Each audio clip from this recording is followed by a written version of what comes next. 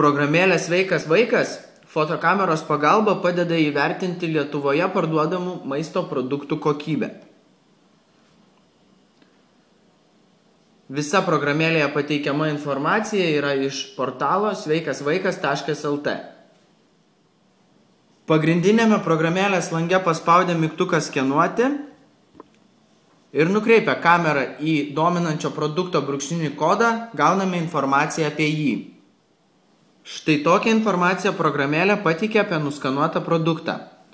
Tai produkto įvertinimas, produkto pavadinimas, gamintojas ir jame esantis priedai.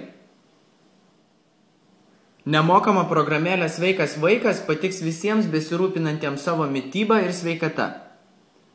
Šią ir kitas lietuviškas programėles bei jų aprašymus rasite adresu programėlės.omnitel.lt.